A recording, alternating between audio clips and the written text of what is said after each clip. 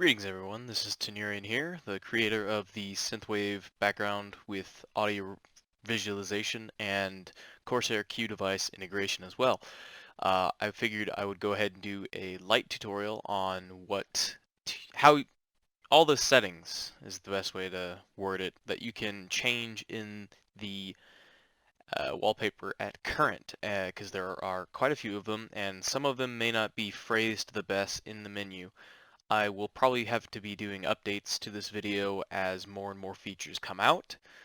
But as of the current version of the wallpaper, it has Corsair Q integration, like I mentioned, which is not only you can set the color to match parts of the scheme of the current wallpaper, such as the clock color, which right here is red, or the audio color, which in this case is blue or cyan, as you saw the audio pop up in the bottom. But you can also set it to match the scheme color, which again in this case is cyan, which you can tell by these little highlight bars on the bottom of the applications.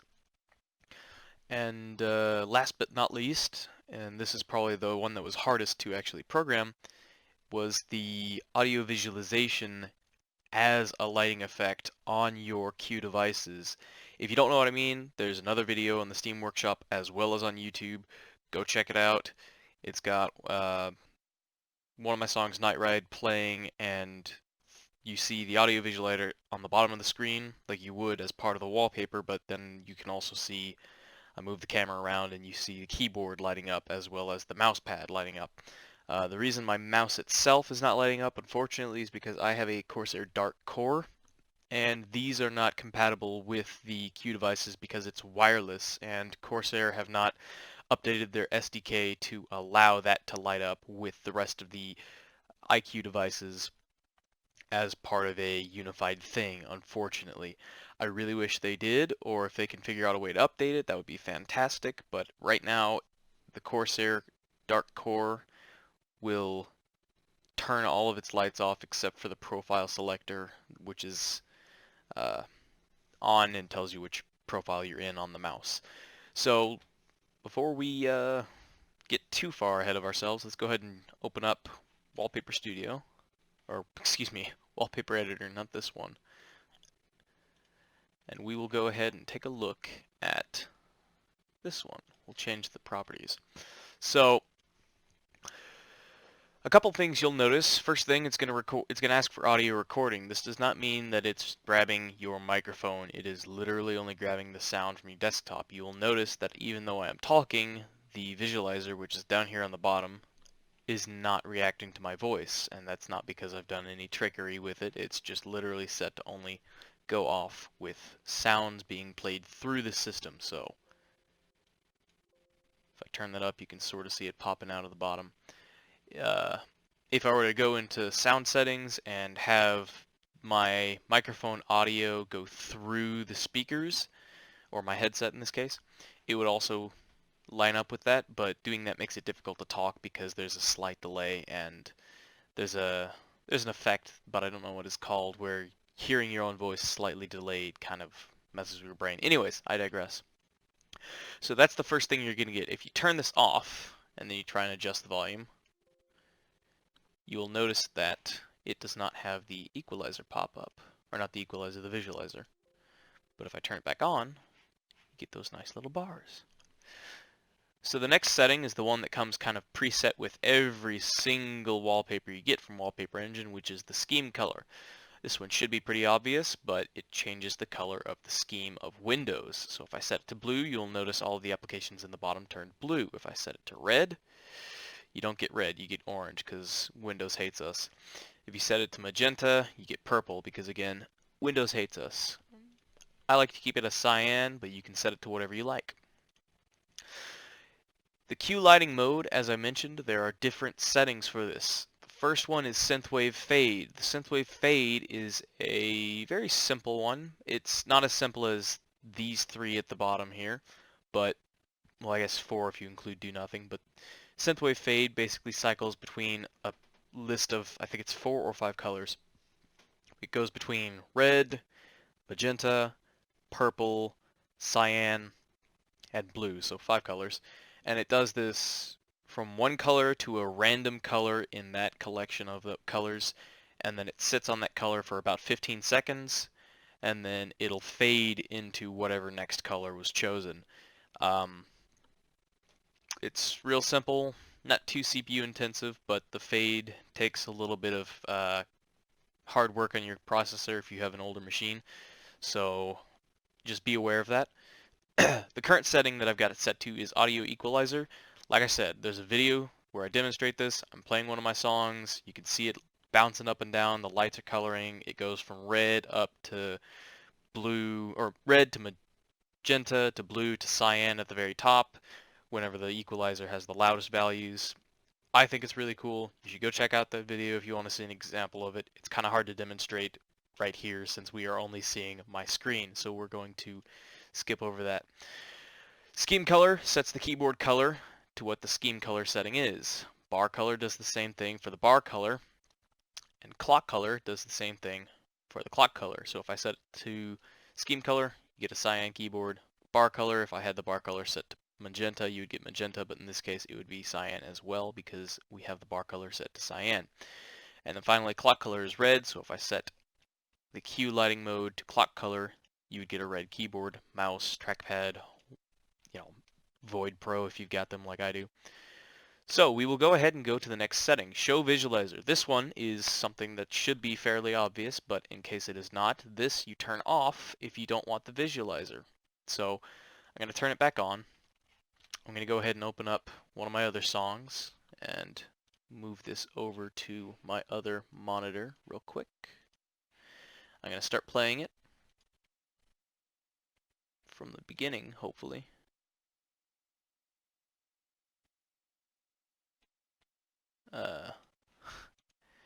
Doesn't seem to want to play.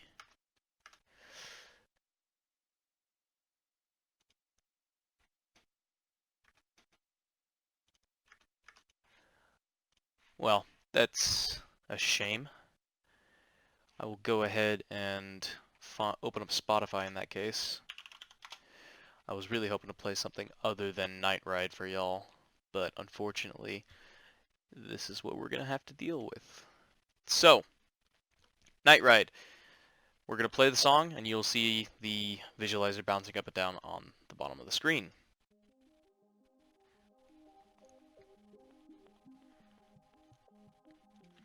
Real straightforward. This is not the default setting. The default setting is going to be down here. I've got it set to horizontal bars. You can also set it to circle. And if you set it to circle, I'm going to go ahead and reset that to 50. If I can hit that number. You get a circle. Although the default setting is you don't have this inner circle and you don't have the color set to cyan. It's set to magenta. So the default settings, I'll go ahead and hit reset just so that we've got all the default settings. So if I were to adjust the sound, you'll see that the bars go outwards, or they should, if I hit play. There you go. So bar color is magenta, the bars go outwards, it's a circle, you don't have that inner circle, there's just dots. Cool stuff. So the next setting down after visualizer type is the bar direction. This is something that I added in retroactively after pushing the first version of this out because I realized that not everybody wants the bars to go just out. So for a second, we're going to turn off the clock and we're going to go ahead and play Night Ride. And I'm going to change the bar direction, and you will get to see that the bars can actually go outside, inside, or a little of both. It really just depends on what you want to do. I like to leave it a little bit of both, but with a preference in one direction. That way most of the bar is going in one direction, and then only part of the bar is going in the other. But this is your wallpaper. You do what you want to do. The radius is the radius of the circle. It should be self-explanatory, but in case it is not, you change the radius to make it bigger or smaller. You can make it all the way down to 0 radius, which basically means all the points are going to be bouncing out. And if you have 0 radius and a bar direction in the negatives, you actually kind of invert the bars. I'll show you what I mean. If we go bar direction to 100 and press play, you get that little star effect. Now notice the long bar was here and kind of stuff was going up and over it if you were looking to the left. If we invert the bar direction, it should be going the other direction.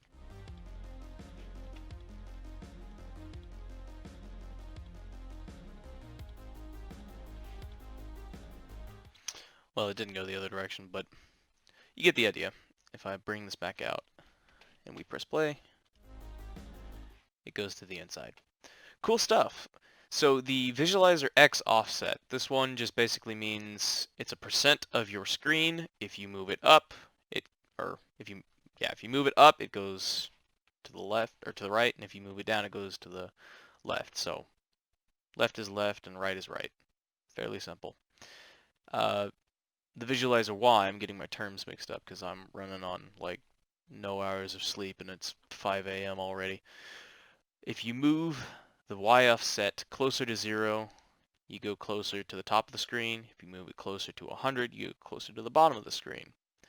We're going to leave it back at 50%. Bar color, again, self-explanatory. You change it to cyan, you get cyan bars. Change it to blue, you get blue bars. I'm going to leave it at cyan. Bar width, this is one that may be self-explanatory, but I feel I should talk about it anyways. The width of the bars is not fixed. You can make them thicker or you can make them thinner, closer to 0. So if I were to play the song,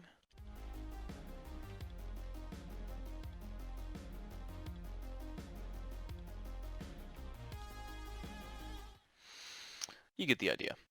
This next one is actually a little bit more confusing because it doesn't really have a good way of explaining it, but the bar peak value basically means instead of trying to control the volume to keep the lines from going absolutely crazy, like they will here in a second, you can use the bar peak value to kind of get everything to tighten closer towards the center of where the bar is starting. So if I play the song, this is what it looks like with a 25% peak value. If I raise it all the way up to 100, the bars kind of go crazy. If I bring it closer down to 0, you see everything tightens up towards where the bars are starting. Now, I like to leave it at about 25% for this specific setting. Now, the last setting you're going to see is the draw inner circle. If we turn that on, you get the inner circle, and the inner circle does change with the bar width. So that is the last setting for the circle. If we go to the horizontal bars, you can't see them right now because nothing is playing, but if I hit play, you will see that the bars are going along a line horizontally and they're bouncing up and down. Now, this may seem obvious, but changing the X offset and the Y offset does basically the same thing as it did with the circle visualizer. So if you were to move the X offset towards the right, the entire set of bars moves towards the right, and if you move it towards the left, the bars move towards the left. And this specific one, you're probably going to want to leave it in the center. The Y offset, you move it towards 0, it actually moves it down, and if you move it towards 100, it moves it up. I'm going to go ahead and set the bar right at this little horizon at the base of these mountains. These last two settings right here, the visualizer width, will actually let you control how wide these bars will go. So if you don't want them to go all the way across your screen, you could change that with this. The same thing goes with the height. This is another way of also controlling the bar peak value, but the height will tighten the entire thing up, but it has the unfortunate consequence of moving the bar up with it. So I like to leave that as is unless you really need to tighten the height of the visualizer. The bar width will change the bar width. So if you increase it, the bars get thicker, and if you decrease it, the bars get thinner. And this one, when you hit 0, actually makes them into 0. So you probably want them to have above 0 for this. I like to keep them at about 3. I also like to keep the visualizer width at full.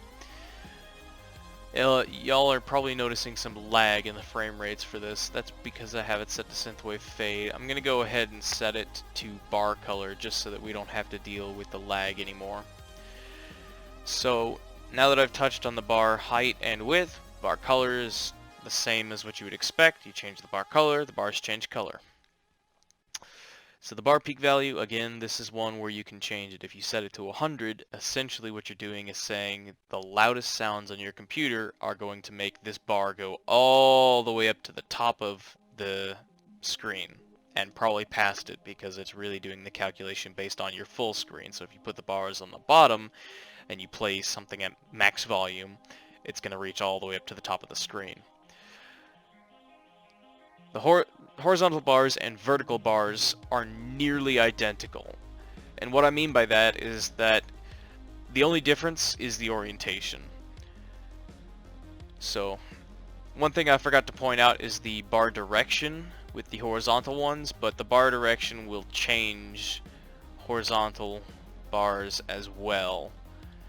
I forgot to flip the direction on the vertical bars. That is something I will do in the future, so that if you move it towards the left, it actually moves it towards the left, and if you move it towards the right, it actually moves them towards the right. But for now, it's in this video, just know that it's a bug that I'm planning on fixing.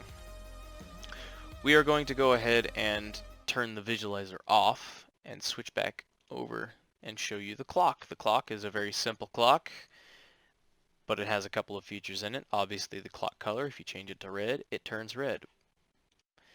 The font size will let you make it bigger or smaller. I like to leave it around 30 to 40. 50 is a pretty good size right here. You can also change the position of the clock by changing the X offset or the Y offset. It does the same thing as all of the offsets before. You move the X offset to the right, it moves to the right. You move it to the left, it moves to the left. If you move the Y offset closer to 0, it goes towards the ceiling. If you move it towards 100, it goes towards the floor. The one thing you will notice about this clock is that it has a 24-hour mode, and right now it is technically enabled to 24-hour mode. If you switch 24-hour mode off, it will go back to 12-hour mode. Unfortunately, because it is 5 a.m. here, this doesn't really show up very well. So if I were to change the date and time and set it to somewhere in Hawaii, where it's midnight in Hawaii, you'll notice that the clock says 0:06:31, and if it were 6 p.m. it would say 18:06:36. And if I turn that off, now it says 12:06:41. I'm going to go ahead and change this back to Central Time because that is where I live. One thing I forgot to touch on, but I want to get to it right now because it is something that you guys should probably get to know. You can change the background image to set your own. Right now, the only one that I have is this Synthwave Sunset. Unfortunately, I do not know who the artist is. I will have to find them and credit them in the description of the workshop page as soon as I can, because the last thing I want to do is use someone else's art without permission. I did not make this, and I am also making zero money off of this, so I'm hoping that they will be kind enough to let me to continue use this. If not, I will have to go and make my own, and that would be a pain in the butt because I have no artistic ability of my own. But you can upload your own image for the background. And if I were to select file, I can go over here to my pictures, and we will go to my wallpapers, and we will take this picture right here. And you will see that the background did actually update to this picture that I chose. So you can change the background, and if I were to go and turn on the clock, you'd get the clock, and if I turn on the visualizer, you get the visualizer, and it still reacts to the audio. So hopefully this covers everything that I have in the current settings list. That pretty much wraps it up for all of the settings in the Synthwave audio visualizer and Q integration wallpaper. If you guys have any questions or comments or if you found a bug, do not be afraid to write a comment on the Steam Workshop page or send me a friend request and message me. I may not be online all the time, but I will definitely get to looking at those bugs because I'm going to be using this background as something that I've made because I think it's really cool. I do have other plans, and I am hoping to push out some bigger updates in the future, but for where it is right now, I'm going to focus on optimizing the code so that it doesn't lag as much on certain cases and pushing out more quality of life updates before I move on to making more features available.